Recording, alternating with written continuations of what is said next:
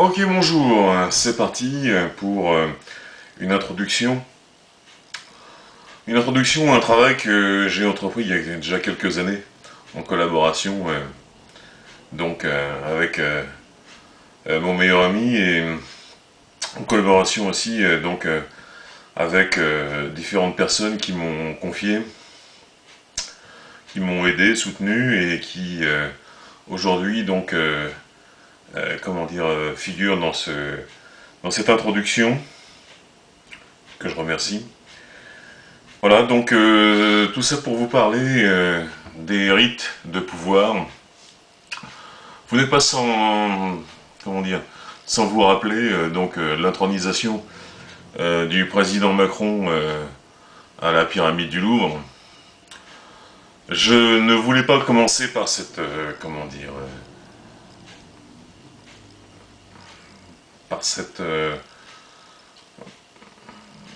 par ce biais-là, ma série sur les rites de pouvoir et les rites de sang, d'initiation, qui ont jalonné l'histoire durant les derniers millénaires. Mais puisque c'est un exemple parlant, j'ai décidé de vous parler de ces rites de pouvoir par l'intermédiaire de la cérémonie d'investiture du président Macron suite à son élection. Voilà. Donc, ce qui est à dire va s'introduire de cette manière-là, c'est-à-dire que je vais faire une introduction sur le sujet que je développerai un peu plus tard dans une autre vidéo. Les rites de pouvoir, qu'est-ce que c'est? Ce sont tout un tas de choses et de rituels qui, permettent à un dirigeant politique, un souverain, de posséder des attributs, soit en fonction du divin, ou sur un plan divin, soit en fonction d'acquérir ou de poursuivre des qualités qu'il a déjà acquis en fonction de la société d'où il vit, de son peuple. Et la plupart du temps, ces rites de pouvoir sont associés à des rites de sang. Donc dans un premier temps, et en introduction, comme je viens de le dire, je vais vous parler donc de ce qui s'est passé à la pyramide du Louvre le 7 mai dernier. Donc chacun a sa version, néanmoins tout ce qu'on peut dire ou expliquer est facilement visible par, on va dire, l'historique d'un ancien président de la République qui s'appelle François Mitterrand. Lui-même, dans les années 80, avait commandé la fameuse pyramide du Louvre, avait aussi ses habitudes en Égypte, et ne dédaignait pas certains milieux, on va dire, éclairés de cette époque, qui aujourd'hui sont toujours présents par l'intermédiaire des conseillers du nouveau président qui vient d'être élu. Donc ces gens-là, c'est très simple, ils ont pris au-delà de l'aspect mitterrandien des symboles, et ces symboles expriment tout un parcours et une initiation vers le pouvoir. Alors, comme on l'a vu dans la vidéo, et ainsi que dans les émissions de télévision concernant la cérémonie d'investiture, ça s'est passé au Louvre, ça s'est passé pour l'entrée en fonction symbolique du nouveau président. Il faut savoir que la pyramide du Louvre, comme on l'a dit, a plusieurs facettes. Donc certains disent 666 facettes, car le nouveau président a été élu avec 66,06% des voix, ce qui confère déjà une valeur symbolique à son parcours et à son élection. Ça, c'est déjà dans un premier temps. Dans un second temps, le fait de marcher dans les pas de François Mitterrand, donc indique le caractère souverain de la démarche. Donc elle rentre parfaitement dans le cadre des rites de pouvoir, des rites d'initiation qui sont liés au pouvoir. Donc ça, c'est un constat que chacun, même s'il n'a pas grande connaissance, a pu faire. Par la suite, on s'aperçoit quand même que des événements troublants ont émaillé cette prise de fonction symbolique. Notamment le premier discours du nouveau président qui, sous le haut patronage de ses prédécesseurs, dont François Hollande et surtout François Mitterrand, donc a bien marqué le symbole, notamment le symbole qui est, l'apanage de certaines sociétés secrètes. Vous aurez compris que la pyramide ainsi que la position du nouveau président symbolisait lourdement une icône et un symbole d'une société secrète bien connue qui s'est immiscée dans les arcanes du pouvoir durant des décennies. Ces gens-là, à ma connaissance, ne se sont pas contentés, on va dire, de symboles extérieurs, de signes extérieurs de pouvoir. Il faut bien comprendre que le Louvre a une longue tradition au niveau du pouvoir, a une longue tradition notamment symbolique, notamment pour les souverains de la France, que ce soit de la France médiévale ou que des temps modernes, jusqu'à, on va dire, Louis-Philippe. Et même au-delà. Donc voilà, donc c'est clair que parmi ces rites d'initiation, certaines références ont été implicitement données.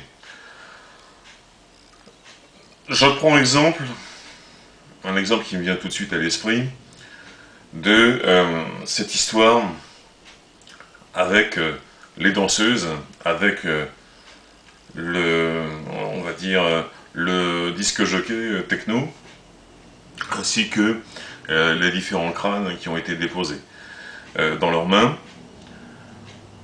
J'ai personnellement une explication à fournir vis-à-vis de ça, qui, selon moi, est la plus vraisemblable. Ce ne sont pas des crânes d'aliens. Donc, les crânes d'aliens, donc c'est au cinéma, faut arrêter de dire que ce sont des crânes d'aliens. Par contre, le fait d'interroger, on va dire, les restes, notamment des restes de têtes couronnées qui, durant des millénaires, ont, partout sur la planète, voulu copier ou imiter les dieux qu'ils vénéraient, en s'allongeant le crâne, pour ressembler à ces mêmes dieux, est déjà une piste beaucoup plus plausible. Par la suite, on peut remarquer aussi que, ces représentations de crâne rouge notamment, puisque, il y a bien un symbolisme au niveau du crâne rouge, ne sont, on va dire, que des reliquaires. Alors, les reliquaires, tout le monde sait pas ce que c'est. Il y a un exemple très parlant et très concluant. On sait très bien que Jeanne d'Arc, la pucelle d'Orléans, qui a été brûlée à Rouen à la fin du Moyen-Âge, les fameuses reliques que l'on nous a, vendues au sein de la société comme étant celles de Jeanne d'Arc, sont en vérité, et ça ce n'est pas nouveau, puisque déjà à l'époque c'était une pratique déjà très courue, des ossements venus de momies égyptiennes. Or, comme vous le savez, le département égyptien du Louvre possède ce genre d'artefacts. Alors, est-ce que ces momies correspondent à des couronnées? Ça, je n'en ai aucune idée, je ne peux pas l'affirmer. Simplement, il faut comprendre que au Louvre, il y a un département d'Égypte, et que cette interrogation des défunts, et notamment des défunts ayant eu comment dire, à diriger les peuples certains peuples de l'Antiquité, donc était une pratique courante, notamment dans tout ce qui concerne on va dire, les rites d'initiation antiques, qui remontent bien sûr à la Mésopotamie, au royaume du Mésie, ainsi que, on va dire, à des pratiques royales qui datent de l'époque ougaritique, et donc phénicienne, qui comment dire, se sont développées via l'affaiblissement de l'empire hittite dans les peuples ourites qui composaient essentiellement comment dire, la frontière entre l'empire d'Égypte, l'empire égyptien, et l'empire hittite, situé plus au nord. Ces peuples, on les connaît, ce sont les peuples ougaritiques, amorites, moabites, on va dire aussi donc quelque part les ancêtres des Cananéens, des Araméens, qui, comment dire, contrairement à tout ce qui a bien pu être répandu, ne sont pas d'origine 100% sémitique, mais sont mélangés, donc à l'instar des peuples ourites et hittites, avec des Indo-Européens, et qui utilisent des symboles ainsi qu'un alphabet composé de 22 lettres de l'alphabet que compose l'alphabet phénicien. Si je dis ça, c'est très important parce que on comprend bien que l'alphabet phénicien a donné l'araméen, qui lui-même était la langue utilisée par Jésus-Christ. Donc il y a un caractère sacré, donc par comment dire, les mots qui sont prononcés également et qui peuvent être traduits donc dans une langue comment dire, ancienne, et qui permet de s'adresser donc de manière symbolique ou de manière réelle, suivant l'état des croyances, donc aux défunts. Donc ça, c'est une chose qu'il faut souligner. Il faut bien comprendre que les Philistins, peuple de la mer, étaient apparentés aux Grecs archaïques et, comment dire, utilisaient comme alphabet, donc et ça c'est prouvé, le linéaire B. Je vous invite à, comment dire, revisiter le récit de Ramsès III pour comprendre que ces gens-là n'étaient pas des sémites, mais venaient, comment dire, de pourtour de la mer Noire, donc étaient essentiellement d'essence indo-européenne. Donc ça, c'est très important à souligner. Que le nord de l'actuel Israël, la Syrie actuelle, le Liban, ainsi qu'une partie de l'Anatolie, servait de zone tampon entre l'influence égyptienne et l'influence, on va dire, hourite ou hittite. Ceci étant dit, ces rites dont je parle ont été essentiellement développés sous le royaume de Mitanni, qui, donc à cette époque, c'est-à-dire à l'époque de son existence, était, on va dire, contemporain de la lignée d'Amenophis III et d'Amenophis IV, donc on appelle plus couramment Akhenaton, et de son fils Toutankhamon. Le règne de la dynastie de Toutankhamon donc ne s'effectuait pas donc comment dire à Thèbes, mais à Amarna.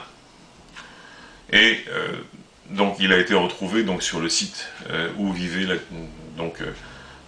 Toutankhamon en Égypte, donc une correspondance qui montrait bien que les peuples donc issus de la région ougaritique étaient, comment dire, suivant les aléas politiques, soit, comment dire, inféodés aux Hittites, soit inféodés à l'Égypte. Or, ce dont on parle au niveau historique et au niveau des pratiques et des mœurs de cette époque ressemble plus donc à l'Égypte, et ce qui est confirmé par les tablettes d'Amarna comme étant donc l'Égypte étant la puissance dominante du royaume de Mitanni. Voilà. Donc je vous invite donc à aller voir les références historiques qui s'y rattachent pour avoir confirmation de ce que j'avance. Donc suite à ça, on voit bien que les peuples de Mitanni, les Amorites, les Moabites, tous ces peuples donc qui comment dire, ont trait donc au récit biblique de l'Ancien Testament, avaient des pratiques qui sont prouvées d'ailleurs d'un point de vue historique, autres que celles que l'on croit, c'est-à-dire que avant d'adopter pleinement la religion monothéiste, ces peuples, comment dire, influencés notamment par les Hittites indo-européens, ainsi que les peuples qui s'y réfèrent, avaient une croyance triple qui, comment dire, se retrouve dans d'autres religions polythéistes donc, qui sont issues de cette époque. Je pense notamment donc, à tout ce qui concerne la Grèce antique, la Grèce archaïque et la Grèce antique. Quand on sait que Zeus est né dans une grotte sur l'île de Crète, donc c'est le même type de croyance qui s'est exercé donc, dans le royaume de Mitanni à l'époque que comment dire, plus tard dans la Grèce antique, et que bien avant encore donc sur les différents cultes de dieux sumériens, mésopotamiens qui les ont précédés. Donc il y a un droit fil, mais qui a été, on va dire, non pas influencé par les peuples sémites, mais influencé par des peuples indo-européens. Donc j'entends dire par là, peuple indo-européen, le fait que nous ayons une trinité qui s'appelle donc Baal, hein, qui était donc le dieu de l'orage, et qui correspond donc au Zeus initial dans tout le monde grec, et à Jupiter au niveau gréco-romain.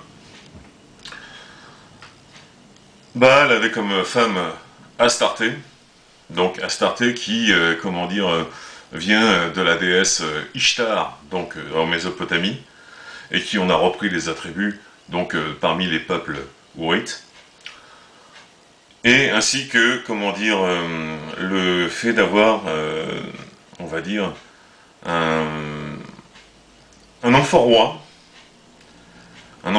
qui, comment ça s'appelle, possède par la suite, donc on va dire que c'est le lien entre le divin et le monde terrestre, possède par la suite des attributs solaires. Or, contrairement à ce qu'on pourrait croire, ce n'est pas le soleil, selon moi, qui définit une entité comme Shamash, au contraire.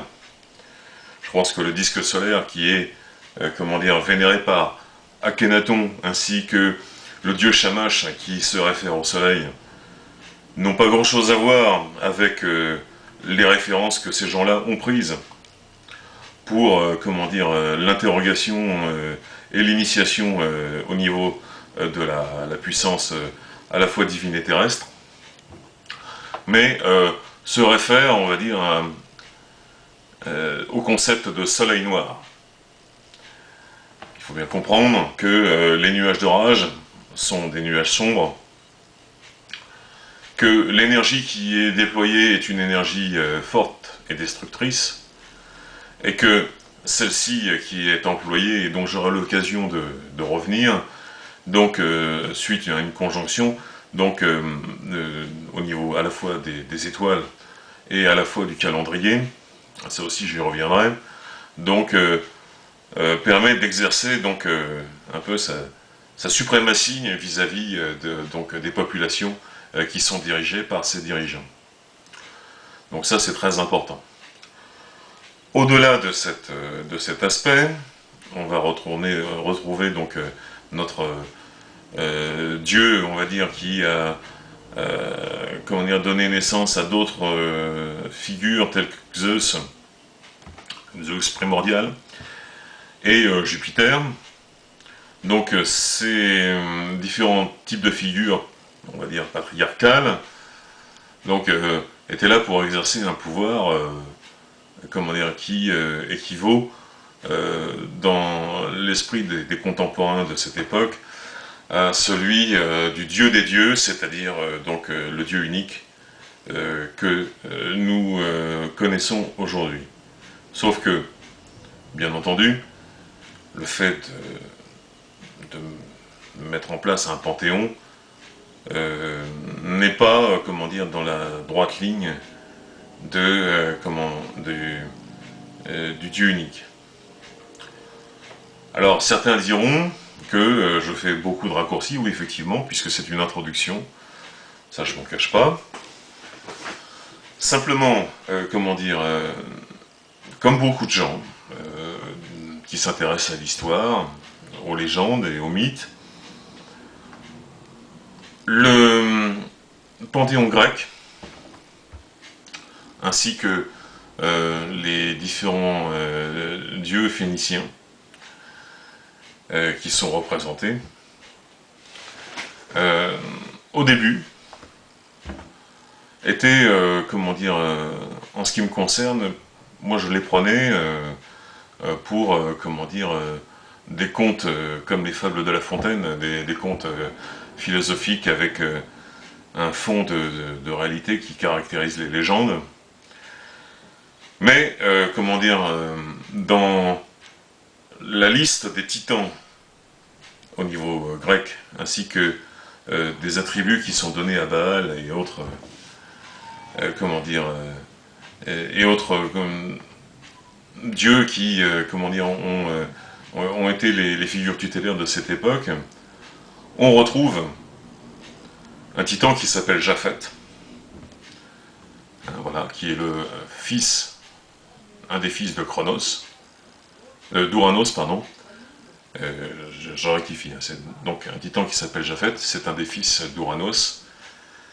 Et ce titan qui s'appelle Japhet est connu dans la Bible comme étant l'un des fils de Noé et qui a donné justement, qui est le père des peuples indo-européens.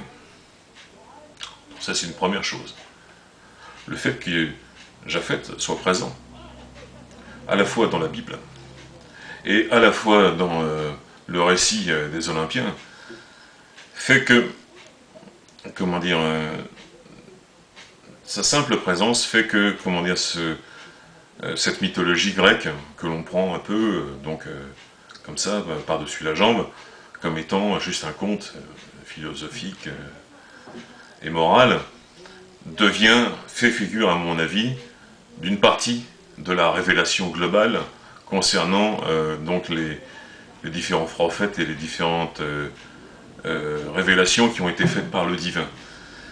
Non pas que ce soit une révélation divine en tant que telle, je ne mets pas sur le même plan donc les écrits bibliques, les écrits évangéliques et les écrits coraniques, donc vis-à-vis qui seraient sur le même plan que ça, pas du tout. Je dis simplement que, comment dire, ce récit complète à merveille, si on le lit de la bonne manière, le récit qui a été fait donc notamment dans l'Ancien Testament. Et dans l'Ancien Testament, donc on retrouve bien sûr